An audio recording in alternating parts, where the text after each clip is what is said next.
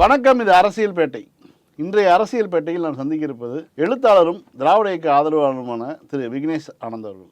வணக்கம். வணக்கம். பொதுவாக ஒவ்வொரு விஷயங்களுக்கும் நீதிமன்றங்களுக்கு போவது அல்லது இப்போ மக்கள் மன்றத்துக்கு போவதுங்கிறது திமுக ஆட்சி பொறுப்பேற்ற பிறகும் அது நடக்கிறது அப்படிங்கிறது தான் ஒரு இதாக இருக்குது. ஏன்னா நீங்கள் சிஏஏ சட்டம் வந்தபோதும் மக்கள் மன்றத்தில் போய் திமுக டெல்லியிலேயே போய் போராட்டம் பண்ணாங்க. இப்போ பார்த்திங்கன்னா இந்த யுஜிசி வரைவு அறிக்கை வந்திருக்குது. அதற்காக எதிராகவும் இப்போ டெல்லியில் திமுக ஒரு போராட்டத்தை முன்னெடுத்திருக்குது. இது ஒட்டுமொத்த இந்திய மாநிலங்களுக்கான ஒரு விஷயமாக இருந்த போதிலும் திமுக ஏன் டெல்லியில் போய் போராடணும், அவங்களுக்கு ஏன் இந்த முனைப்பு?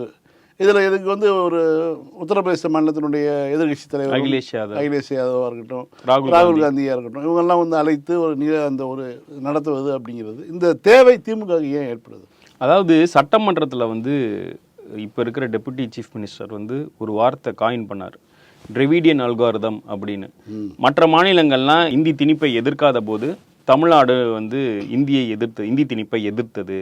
மற்ற மாநிலங்கள்லாம் நீட்டை எதிர்க்காத போது தமிழ்நாடு நீட்டை எதிர்த்தது. அதற்கு காரணம் பெரியார் அண்ணா வழி வகையாக வந்த கொள்கையை இந்த அரசாங்கம் ஃபாலோ பண்ணுது. இதை தான் நாங்கள் டிராவிடியன் அல்காரிதம் அப்படின்னு சொல்கிறோன்னாரு. இப்போது முன்ன மாதிரி இல்லை. முன்ன தமிழ்நாடு எடுத்ததுன்னா அதை ஒரு அர்பன் நக்சல் பார்ட்டி அப்படின்னு சொல்கிறதா இருக்கட்டும், இல்லை ஒரு பிரிவினைவாத கட்சியாக இருக்கட்டும், முன்னாடி சொல்லிக்கிட்டு இருந்தாங்க இல்லையா. கலைஞரே மாநில சுயாட்சி தீர்மானம் கொண்டு வரும்போது இடதுசாரிகளே அதை எதிர்த்தாங்க.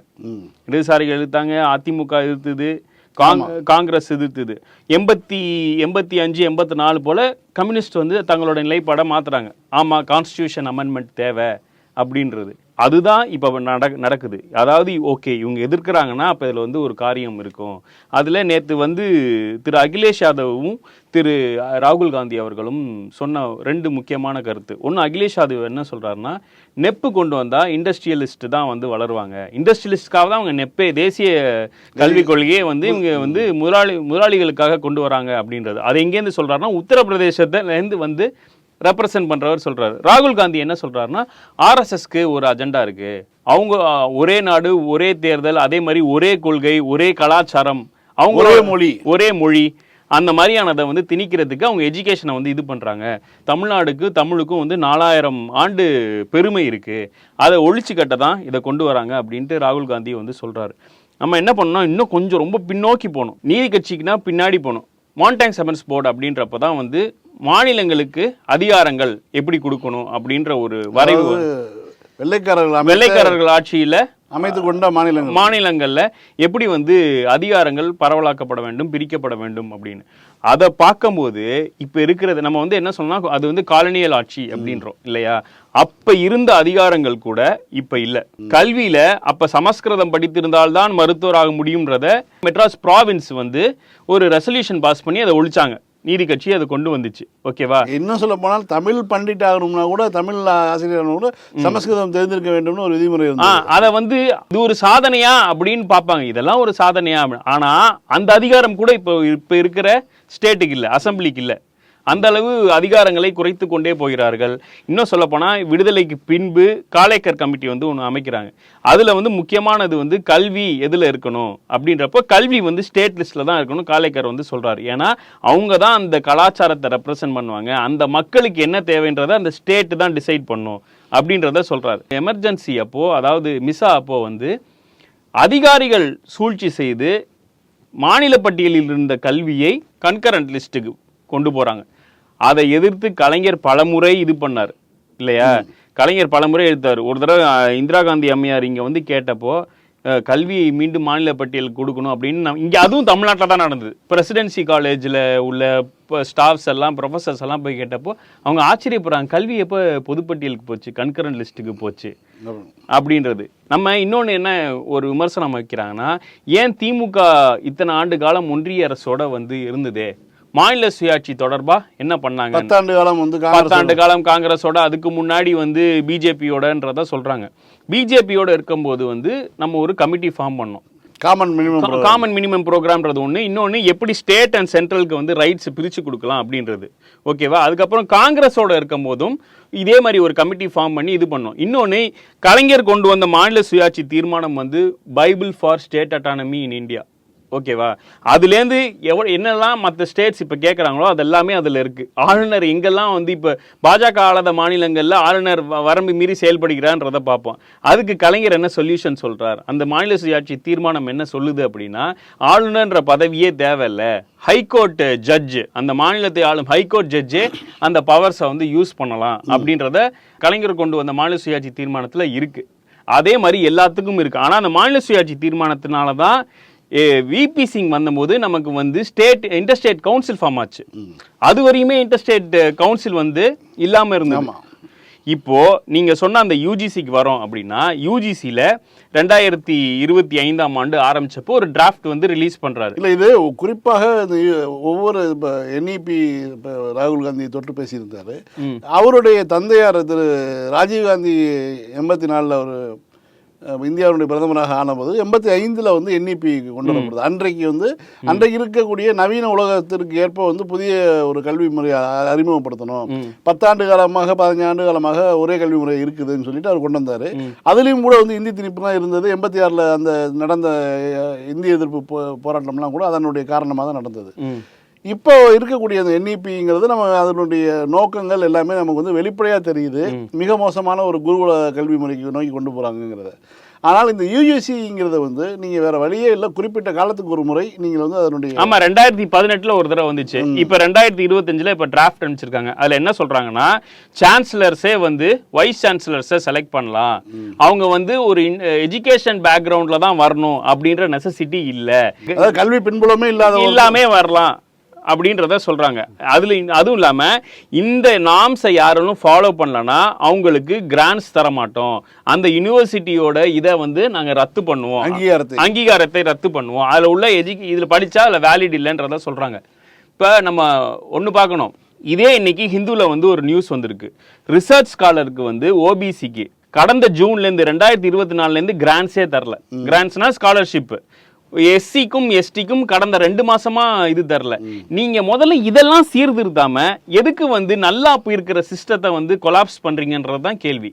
இப்போ இதில் வந்து பாதிக்கக்கூடியதாக திமுக கடுமையாக விமர்சிக்கக்கூடியதாக இருக்கக்கூடிய முக்கியமான புள்ளிகள் என்னவா இருக்கு இதுல? இப்போ நம்ம வந்து சான்சலரா யார் இருக்கணும்னா ஸ்டேட்ல எலெக்டட் இருக்கிற சீஃப் மினிஸ்டர் தான் இருக்கணும்ட்டு நம்ம வந்து மசோதாவை நிறைவேற்றி இருக்கோம். இன்றைய நிலைப்பாடு இல்லையா? சான்சலர் தான் இருக்கு, சான்சலரா சிஎம் தான் இருக்கணும். அப்ப இவங்க வந்து கொண்டு வந்துட்டாரு. இப்போ அந்த இதே இவர் வந்து ஒத்துக்கல. இப்போ சான்சலர் யாருன்னா ஆளுநர் தான். ஆளுநர் இருக்கிற போது வைஸ் சான்சலர் அவர் போட்டா எப்படி இருக்கும்? இன்னொன்னு, இப்ப இந்த சமீபத்துல நடந்த அண்ணா யூனிவர்சிட்டி இதுக்குமே பாதுகாப்பு குறைபாடு காரணம் இல்லையா? அந்த பாதுகாப்பு குறைபாடுக்கு என்ன காரணம்? அங்க ஒரு அதிகாரத்துக்கு மிக்க ஒரு துணைவேந்தர் கிடையாது. ஏன் போடாம இருக்கனா, அந்த காழ்ப்புணர்ச்சியில போடாம இருக்காரு. நம்ம ஒண்ணு சொல்றோம், அவர் ஒண்ணு சொல்றாரு. அந்த மாதிரியான இது இருக்கு. இதனால பாதிக்கப்பட போகுது மக்கள் தான். இன்னொன்னு, இதுக்கெல்லாம் ஒரே தீர்வு, ஒரே ஊசி. அவங்க எப்படி ஒரே நாடு ஒரே தேர்தல்னு சொல்றாங்களோ, ஒரே மருந்து இது வந்து கல்வி வந்து மீண்டும் மாநில பட்டியலுக்கு கொண்டு வர வேண்டும். அதை தான் வந்து நம்மளுடைய பள்ளி கல்வித்துறை அமைச்சரும் சொல்றாரு, உயர்கல்வித்துறை அமைச்சரும் சொல்றாரு, நம்மளுடைய டெபுட்டி சிஎம்மும் சொல்றாரு. நீண்ட காலமாக திமுகவும் திராவிட இயக்கங்களும் இதான் கேட்டுட்டு இருக்கு. இதில் யூஜிசிக்கு என்ன மாதிரியான உள்நோக்கம் இருக்குது? இல்லை இப்போ வெறும் வேந்தர்களை நியமிக்கிறதும், அதாவது துணைவேந்தர்களை நியமிக்கிறதும் தாண்டிய நோக்கங்கள் என்னவா இருக்கு? ஏங்க, நம்மளுக்கு தமிழ்நாட்டுக்கு வந்து 4000 ஆண்டு பெரிய கலாச்சாரம் இருக்கு அப்படின்றத ராகுல் காந்தி சொல்றாரு. அவர் தமிழ்நாட்டை சேர்ந்தவர் இல்லையா? அவர் சொல்ற பாயிண்ட் தான் வந்து ஃபர்ஸ்ட் வேலிட். கல்ச்சுரலா நம்மளை வந்து முடிச்சு கட்டுவாங்க. ஏன் இந்தி திணிப்பை எதிர்க்கிறோம்? அதுக்கான பதில் என்னவோ அதே தான் இதுக்குமே.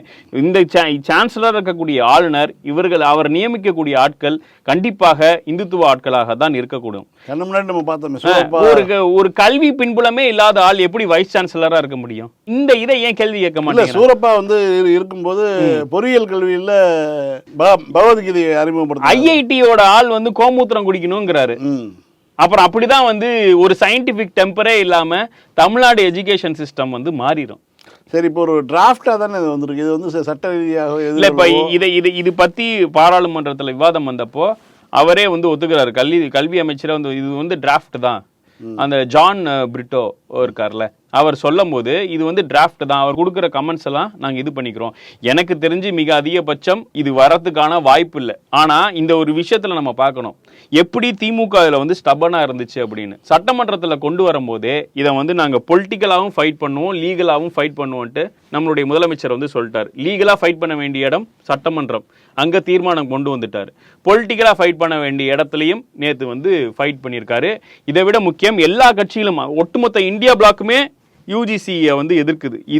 இந்த ஒருங்கிணைவுக்கு முழு காரணமும் திமுகவும் அதன் முதலமைச்சரும் தான் சேரும். ஆளுநர் குறித்தான விவாதங்கள் உச்சநீதிமன்றத்தில் ரொம்ப காரசாரமாக போயிட்டுருக்கு. தீர்ப்பு வந்து 10ஆம் தேதின்னு சொல்லி ஒத்தி வச்சுருக்காங்க. அதற்கு முன்பாக சில குறிப்புகளும் கொடுத்துருக்காங்க. ஆளுநருக்கு எத்தனை முறை நாம் வந்து நீதிமன்றத்துக்கு ஆளுநரை எதிர்த்தோ அல்லது ஆளுநரை வேலை செய்ய சொல்லியோ எத்தனை முறை நாம் நீதிமன்றத்தை நோக்கி போவது, அந்த ஒரு கேள்வி இருக்குல்ல. இதுக்கான ஒரு முடிவு தான் என்ன? இதுக்கான முடிவு ராஜமன்னார் குழு தீர்மானம் தான். ஆளுநரை நீக்கிட்டு ஒரு பேக் டு பேசிக்ஸ்ன்ற மாதிரியான ஒரு இதுல போகுது. ஒரு ஆளுநரோட பணி என்ன அப்படின்றத வந்து கடந்த முறை நாம் வந்து நீதிமன்றத்துக்கு போன போதும் இதே கேள்விகளை தான் இதே நீதிபதிகள் தான் வேறு ஒரு வடிவத்தில் கேட்டாங்க. ஒரு மாநில அரசனுடைய வேலையை தடுக்கக்கூடிய வகையில் நீங்கள் செயல்படக்கூடாது அப்படின்லாம் கேட்டாங்க. மீண்டும் அதே கேள்வியில கேட்டுகிட்டே இருக்காங்களே. இதில் வந்து இன்னைக்கு கேட்ட கேள்வியில் இதில் முக்கியமான கேள்வி என்னன்னா, நீ வந்து திருப்பி அனுப்புற அப்படின்னா நீ என்ன சொல்லி அனுப்புற அப்படின்னு கேள்வி கேட்குறாங்க. அதுக்கு வந்து கவர்னர் சைடு ரெப்ரசன்ட் பண்ணுறவங்க வந்து அதுக்கான கவர்மெண்ட் ஒன்றும் ஒரு பெரிய ஆர்டிக்கலோ கட்டுரையோ எழுத தேவையில்லை, அவருக்கு அந்த அதிகாரம் இருக்குது. நீங்கள் எதனால நீக்கிறேன்னு சொன்னால் தானே மாநில அரசு ரெட்ரோஸ்பெக்ட் பண்ண முடியுன்றது தான் நீதிமன்றத்தோட இது. இல்லை, நான் முக்கியமாக சொல்ல வேண்டியது, ஒருத்தருக்கு இப்போ உங்களுக்கு ஒரு வேலை இருக்குது, செய்தியாளர்ன்ற ஒரு வேலை இருக்குது, எனக்கு ஒரு வேலை இருக்குது. என் வேலை என்னன்னு எனக்கு தெரியும். என் வேலை என்னன்ட்டு போய் இன்னொரு மேலதிகாரிகிட்ட போய் கேட்டேன்னா அப்போ நான் ஒழுங்காக வேலை செய்யலான்றது தானே அர்த்தம். ஆளுநருக்கு என்ன பணி அப்படின்றதான் விவாதம் நடந்துகிட்டு இருக்கு இப்போ, இல்லையா? ஆமாம், ரொம்ப ரொம்ப ரொம்ப பேக் டு பேசிக்ஸா. நான் என்ன பார்க்குறேன் அப்படின்னா, எடப்பாடி ஆட்சியில் ஏடிஎம்கே பீரியட்ல கவர்னர், இதுக்கு முன்னாடி இருந்த கவர்னர் வந்து ஆய்வு போனார். அப்ப ஏடிஎம்கே ஆளும் கட்சி எதுவுமே வாயை திறக்கல. அப்பையும் திமுக தான் எதிர்த்து போராடுச்சு, கருப்பு கொடி காமிச்சாங்க. ஒரு ஆர்டினன்ஸை பாஸ் பண்ணிட்டு கவர்னர் ஒப்புதல் தரல அப்படின்றப்ப சைதாப்பேட்ல தான் போராடுறாங்க. நம்ம இந்த ஆளுநர் 12ல் வந்து 2 மட்டும் அனுமதி தந்துட்டு 10 வந்து கிடப்பிலே போட்டிருக்காரு. அதுல 10ல் வந்து 8 அதிமுக ஒப்புதல் கொடுத்த தீர்மானங்கள். அவர் என்ன சொல்றாருன்னா, யூஜிசியோட நிலைப்பாட்டிற்கும் மாநில அரசு கொண்டு வந்த தீர்மானத்துக்கும் இது இருக்கு, வேறுபாடு இருக்கு அப்படின்னு சொல்றாரு. இந்த புதிய டிராஃப்ட்டுக்கும் அதுல உங்களுக்கு என்ன பிரச்சனை? ஸ்டேட்டே யார் ரன் பண்றா? People elected chief minister run பண்றாரு. ஆமா, மக்களால் தேர்ந்தெடுக்கப்பட்ட முதலமைச்சர் ரன் பண்றாரு. யார் அதுக்கு காரணம்? மக்கள் எதனால வந்து திமுகக்கோ இல்ல இன்னும் சொல்ல போனா ஏடிஎம்கேக்கோ ஓட்டு போடுறாங்கன்னா, அவங்க கொண்டு வர சட்டத்தை ஒரு தடவை நீங்க வந்து திரும்பி அனுப்பணும். நீங்க திரும்பியும் அனுப்பாம வித்தல்டுனா என்ன அர்த்தம்? அதாவது நீங்க ரிட்டர்ன் அனுப்பிச்சிட்டா திருப்பி இவங்க தீர்மானம் போட்டு, இப்ப நீட்டுக்கு வந்து இவர் திருப்பி அனுப்பிச்சாரு, போராடின அப்புறம் நீ திரும்பி அனுப்பிச்சாரு, ஒரு கரெக்ஷன் கமா கூட மாறாம திருப்பி அதே தீர்மானத்தை அனுப்பிச்சாங்க. இப்ப வந்து குடியரசுத் தலைவர்கிட்ட அது இருக்கு, அதையும் கேட்டிருக்காங்க. குடியரசுத் தலைவர் ரொம்ப எத்தனை நாள் கிடப்பில் போட்டிருப்பார்ன்றதை கேள்வி கேட்குறாங்க. நான் என்ன சொல்றேன், நீங்க திருப்பி அனுப்பிச்சிருங்க. திருப்பி இவங்களுக்கு என்ன பயம் அப்படின்னா, திருப்பி அனுப்பிச்சா அடுத்த முறை தீர்மானம் நிறைவேற்றினா அவங்க ஒத்துக்கிட்டு ஆகணும். இல்லை, இப்போ இது அரசியல் சாசன அமர்வில் விவாதிக்க வேண்டிய விவகாரம். ஆளுநர் எவ்வளோ நாள் வச்சிருக்கலாம், ஜனாதிபதி எவ்வளோ நாள் வச்சிருக்கலாம், ஒன்றிய அமைச்சரவை எவ்வளோ நாள் அதை வந்து கிடப்பில் போட்டிருக்கலாம், இது போன்ற விஷயங்கள்லாம் இருக்குது. ஆனால் இதனால் பாதிக்கப்படக்கூடியது வந்து தமிழ்நாட்டு மக்களோ அல்லது இந்தியாவில் உள்ள எல்லா மக்களுமே ஒன்றும் இல்லை. இப்போ இந்த ஸ்பீக்கர்ஸ் கான்ஃபரன்ஸ் நடந்தது, சபாநாயகருக்கான கான்ஃபரன்ஸ் நடந்தது. அதுலேயே வந்து போன தடவை வந்து நம்மளுடைய ஸ்பீக்கர் அப்பாவு அவர்கள் இருந்துட்டு ஒரு டைம் பீரியட் சொல்லுங்க, இதுக்குள்ள அப்ரூவ் பண்ணணும்ன்றத சொல்லுங்க. ஏன் திமுகவுக்கும் தமிழ்நாட்டு மக்களுக்கு மட்டும் வேர்த்து வெடி இது போன்ற கேள்விகளை கேட்கும் போது தமிழ்நாட்டில் இருக்க மற்ற எந்த கட்சியும், இந்தியா பிளாக் சாராத மற்ற கட்சிகளுக்குனா ஏன் அதை பத்தியே பேசுறது இல்லைன்றது புரியல எனக்கு. மற்ற மாநிலங்கள் எப்போது விழித்துக் கொள்ளும்? கேரளா விழிச்சிருச்சு. இந்த யூஜிசி டிராஃப்ட்டுக்கு ஃபர்ஸ்ட் ஆளா தமிழ்நாட்டினுடைய கோரிக்கையை ஏற்று அவங்க கொண்டு வந்துட்டாங்க. நீட்டுக்கு எதிராக தீர்மானம் கொண்டு வர போனன்ட்டு அங்க சிவகுமாரும் கர்நாடகாவில் சொல்றாரு, இங்க தெலுங்கானால இவரும் சொல்றாரு, ரேவந்த் ரெட்டியும் சொல்றாரு. அப்படின்றப்போ சதர்ன் ஸ்டேட்ஸை வந்து மீண்டும் மீண்டும் வஞ்சிக்கிறதுக்கு எல்லா வகையான யுத்திகளையும் பாஜக ஒன்றிய அரசு வந்து கொண்டு வருது. பாசிசத்தை எதிர்க்கிறோம், பாஜகவை எதிர்க்கிறோம்னு சொல்லக்கூடிய பிளேயர்ஸு, நான் இந்தியா பிளாக்ல உள்ள பிளேயர்ஸு எப்போ இதுக்கு எதிராக பேசுவாங்கன்றது தான் கேள்விக்குறி. நாளைக்கு வந்து திமுக வந்து கண்டன பொதுக்கூட்டம் அறிவிச்சிருக்காங்க தமிழ்நாடு முழுக்க. குறிப்பாக ஒன்றிய நிதிநிலை அறிக்கையில் இந்த மாதிரியான தமிழ்நாட்டுக்கான பங்குகள் வந்து மிக மோசமாக இருக்கின்றன. எங்க ஒரு கண்டன பொதுக்கூட்டம். மிக மோசமா இல்ல, ஒண்ணுமே இல்ல, ஒண்ணுமே அப்படி சொல்லுங்க, உடைத்து பேசுங்க. உடைத்து பேசுவோம். அது ஒண்ணுமே இல்லாம இருக்கு. குறிப்பாக மாநில சுயாட்சி குறித்த புத்தகம் எழுதியவர்கள் நீங்கள் ஒருத்தர், இந்த மாதிரியான ஒரு யூஜிசியாக இருக்கட்டும், ஆளுநருக்கு எதிரான விஷயங்களாக இருக்கட்டும், மாநில உரிமைகளுக்கான விஷயமா இருக்கட்டும், இது போன்ற விஷயங்களில் திமுகவுக்கு மட்டும் இந்த பராசக்தியில் கேட்ட கேள்விதான், உனக்கு ஏன் அக்கறை, யாருக்கும் இல்லாத அக்கறை அப்படிங்கிற மாதிரி திமுகவுக்கு மட்டும் ஏன் இந்த அக்கறையாக இருக்குது. அதுல சிவாஜி சொன்ன பதிலே நம்மளும் சொல்லலாம். என் சுயநலத்திலே பொதுநலமும் கடந்திருக்கிறது. சுயநலம்ங்கிறது வந்து தமிழ்நாட்டு நலன், பொது நலன்றது ஒட்டுமொத்த இந்திய ஒன்றியத்தின் நலன்றதுதான் பதில் இல்லையா? இன்னைக்கு நாங்க கேட்கிறோம், என்ன பார்த்துட்டு இன்னொருத்தவன் கேட்பான் அப்படின்றதுதான் அண்ணா காலத்து நம்பிக்கை, பெரியார் காலத்து நம்பிக்கை, கலைஞர் காலத்து நம்பிக்கை. அதை இப்பதான் நம்மளோட இது எக்கோ ஆகுது. கேரளாலேயோ கர்நாடகாலேயோ சதர்ன் ஸ்டேட்ஸ்ல ஆகுது, ஏன் வெஸ்ட் பெங்கால் ஆகுது, உத்தரப்பிரதேஷ்லேருந்து வந்து அகிலேஷ் யாதவ் பேசுறதே வந்து மிகப்பெரிய சாதனை இல்லை. ஒரு காலத்துல நம்மளுடைய இந்திய எதிர்ப்பை அவர்கள் தவறாக புரிந்து கொண்டு பேசிக்கிட்டு இருந்த ஒரு முலாயம் சிங் யாதவ் நம்மளை வந்து ஒரு எல்லாத்துலயும் ஒத்து போனாலும், ஓபிசின்ற கன்சாலிடேஷனுக்குள்ள அவர் ஒத்து வந்தாலும், சமூக நீதி பேசினாலும் ஏன் இந்திய ஒத்துக்க மாட்டேங்கிறாங்க தமிழ்நாடுன்றதுல அவங்களோட அப்பாவுக்கு நம்ம மேல ஒரு விமர்சனம் இருந்தது. ஆமா, ஆனா இன்னைக்கு அதே அகிலேஷ் வந்து திமுக அவருடைய ஸ்டாண்ட் சரிங்கிறதும் வணக்கம் சொல்லில ஆரம்பிக்கிறாரு. அதுதான் ரொம்ப முக்கியமான விஷயம். தமிழ்ல பேசி ஆரம்பிக்கிறாரு, அதுதான் ரொம்ப முக்கியமான விஷயம். அதுல குறிப்பா அடுத்ததாக வஞ்சிக்கப்படுறோன்றதுக்கு வருவோம். நம்ம வந்து டெவலப்மெண்ட் சார்ந்து போறோம் இல்லையா? ஒன்றும் இல்லை, நம்மளுடைய தொழில்துறை அமைச்சர் ஒரு வருஷத்துக்கு முன்னாடி அடிக்கல் நாட்டினா அடுத்த ஒரு வருஷத்துல ஒரு கம்பெனி வந்து லான்ச் ஆகுது. அதில் எவ்வளோ பர்சன்டேஜ் ஆஃப் விமெனுக்கு வந்து ஒர்க் இருக்குன்ற அளவு நம்ம ப்ரொக்ரெசிவாக போகிறோம்.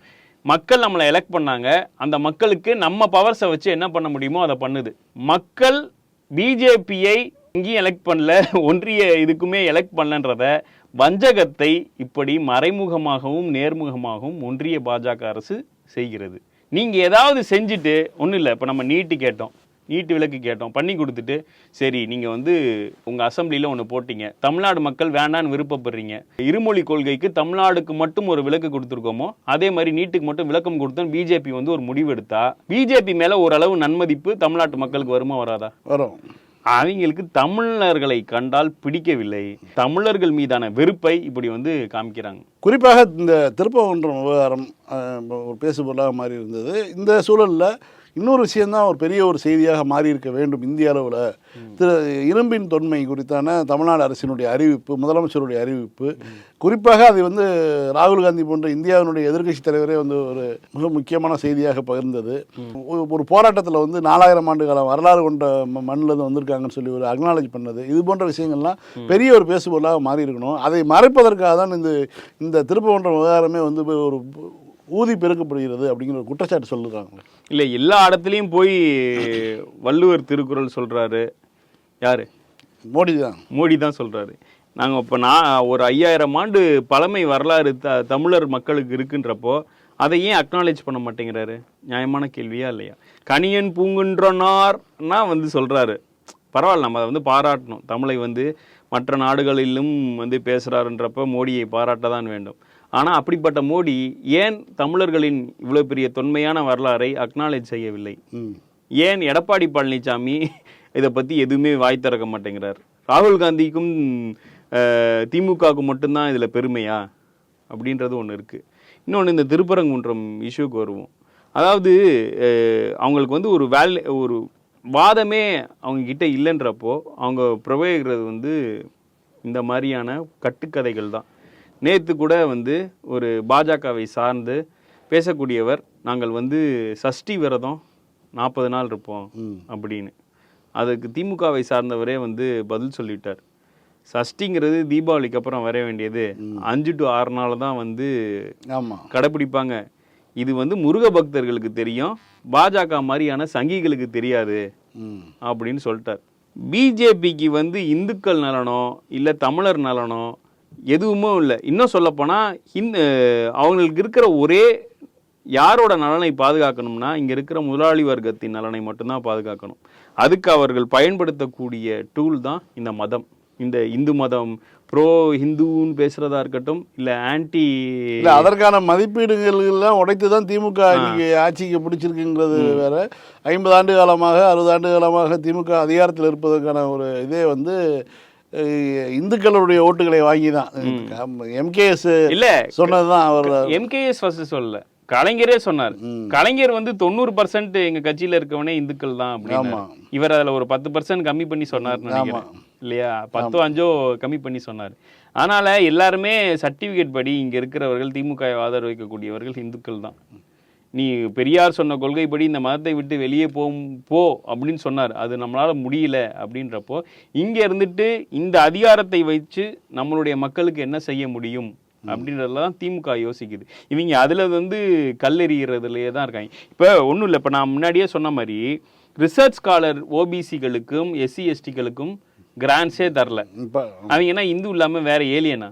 இந்திய மண்ணில் பிறந்தவர்கள் இது. இப்படி வந்து நடக்கிறது வந்து என்ன சொல்றதுனே தெரில. இந்த தமிழ்நாட்டில் இருக்கக்கூடிய இந்துக்களை இது போன்ற ஓபிசிகளாக இருந்தாலும் எஸ்சி எஸ்டிகளாக இருந்தாலும் வந்து குறிவைத்து அவர்களுக்கான பணத்தை நிப்பாட்டுறது. குறிப்பாக 100 நாள் வேலை திட்டத்தில் பார்த்தீங்கன்னா பட்டியலின மக்கள் வசிக்கக்கூடிய கிராமங்களில் அந்த பணத்தை நிப்பாட்டி வைக்கிறது. இது போன்ற சில்லறைத்தனங்களில் பாஜக ஆட்சிக்கு வந்ததுலேருந்து, அதாவது திமுக ஆட்சி வந்த நாட்கள்லேருந்து பாஜக அரசு ஈடுபட்டுக்கிட்டு இருக்குன்னு வச்சுக்கோங்க. இல்லை, இது திமுக ஆட்சியில் வந்ததுனால அது எக்ஸ்போஸ் ஆகுது. ஏடிஎம்கே பீரியட்ல ஒவ்வொரு ஊராட்சியா போய் இவங்க கருத்து கேட்பு கூட்டம் திமுக நடத்தும் போது எல்லாரும் சொன்னது வந்து ஓஏபி பென்ஷன் வரல, 100 நாள் வேலை திட்டத்துல இருந்து வந்து எங்களுக்கு ஒழுங்கான இது நடக்கல, வேலையே இல்ல அப்படின்றதான் சொல்லிட்டு திமுக ஆட்சி வந்து கணக்கெடுப்பு நடத்தும் போது யாருக்கெல்லாம் இவங்க நிப்பாட்டிக்காங்கன்னு பார்த்தோம்னா குறிப்பாக பட்டியலின மக்கள் அதிகம் வசிக்கக்கூடிய பகுதியில் நிப்பாட்டி வச்சிருக்காங்கன்னு சொல்லி. இதே மாதிரி வந்து ஒரு குறிவைத்து இன்னொரு விஷயம் நடக்குது. அதாவது நீங்க வெளிநாட்டுல இருந்து இப்ப அமெரிக்க அரசு அனுப்பி வைத்த ஒரு விஷயம் வந்து பெரிய விவகாரமாக மாறி இருக்கு. நம்ம தொடர்ந்து அதை பற்றி பேசிக்கிட்டு தான் இருக்கோம். குறிப்பாக குஜராத்திகள் அதிகம் பேர் வந்ததில் 100 பேர் வந்திருக்காங்கன்னா அதில் 30-35 பேர் வந்து குஜராத்தியில் வந்திருக்காங்க. அவர்கள் எந்த நிலைமையில் கொண்டு வரப்பட்டார்கள்? 200 பேர் இருக்கிற இதுக்கு ஒரே ஒரு டாய்லெட் போகிற ஃபீசிபிலிட்டியில் கையில் விலங்கோட காலில் விலங்கோட இங்கே வந்திருக்காங்க. நேற்று கூட பாராளுமன்றத்தில் மாண்புமிகு எம்பி திருச்சி சிவா இதே கேள்வி கேட்குறாரு, உங்களுக்கு மனிதாபிமானம்ன்றது இல்லையா அப்படின்னு, நீங்கள் ஏன் ஒரு ஃப்ளைட் அனுப்பலை அப்படின்னு. இதே கிரைசிஸ் சிச்சுவேஷன் தான் உக்ரைன் அப்பயும் நடந்தது. உக்ரைன் வார் உக்ரைன் போர் அப்பயும் நடந்தது. அப்போ வந்து இங்கேருந்து ஒரு குழு அமைக்கிறார் முதலமைச்சர். அப்போதைய எம்எல்ஏவாக இருந்த, இப்போ அமைச்சராக இருக்கிற அப்போதைய எம்எல்ஏவாக இருந்த திரு டிஆர்பி ராஜா, எம்பிக்களான கலாநிதி வீராசாமி, திருச்சி சிவா, எம்எம் அப்துல்லா, இவங்க எல்லாத்தையும் ஒரு டீம் அனுப்பிச்சு எப்படி அங்கேருந்து எவாக்குவேட் பண்ண முடியும் ஸ்டூடெண்ட்ஸுன்றதை பார்க்க ட்ரை பண்ணார். இன்னும் சொல்ல போனா இந்த ஃபிளைட் செலவு ஒட்டுமொத்தத்தையும் தமிழ்நாடு அரசே ஏற்கும் அப்படின்றத சொன்னார். கடைசி வர வரையும் இங்க அப்போதைய அமைச்சர் ஒருத்தர் இருந்து எல்லாத்தையும் ரிசீவ் பண்ணிட்டு இருந்தார். கடைசியா வந்தவரை சிஎம்ஏ வந்து ரிசீவ் பண்ணார். ஆமா, டெல்லி வரைக்கும், டெல்லியிலே ஃபிளைட் வந்து டெல்லியிலேருந்து வரக்கூடிய செலவு முதற்கொண்டு எல்லாமே வந்து திராவிட முன்னேற்ற கழகம் அரசு தான். அதுலேயுமே வந்து நாங்கள் தான் வந்து காப்பாற்றணும். அந்த பொண்ணு சொன்னதே வெட்டி ஒட்டி பரப்புனார் பாஜக தலைவர். அவங்களுக்கு தெரிஞ்சதெல்லாம் இது மட்டும்தான். இல்லை, இப்படியான சூழலில் வந்து அமெரிக்காவிலேருந்து வந்தவர்களுக்கான நிலைமையில வந்து மோடி கைவிட்டாரு. மோடியை நம்பி தானே அவங்க போனாங்க. ஹவுடி மோடின்னு கத்திருப்பாங்களா இல்லையா? ஆமா, அங்க நிகழ்ச்சி தான் நடந்தாங்க. அங்க மோடி வந்தப்போ ஹவுடி மோடின்னு கத்துனவர குறைந்தபட்சம் ஒரு மரியாதையா ஒரு பிளைட் அனுப்பிச்சு, சரி இந்த பிளைட் தான் ஓகே, ஏன் கைதி மாதிரி நடத்தணும்? அத வந்து நிறைய விவாதங்கள்ல அவங்களுக்கு ஆகணும். இப்படி ஒரு சூழல் இருக்குதுன்னா நீங்கள் வந்து வெளிநாட்டிலேருந்து வர்றவங்களை வந்து இப்படி தான் அனுப்புவாங்கன்னு சொல்லி அவங்க பதில் சொல்கிறாங்களே. பாஜக தரப்புலேயே வந்து ஜெய்சங்கரே சொல்லும்போது அது வந்து ஒவ்வொரு நாடும் ஒவ்வொரு விதமாக அனுப்புவாங்க, இந்த நாடு இப்படி தான் அனுப்புன்னு சொல்லி வெளிப்படையாக சொல்கிறாரு.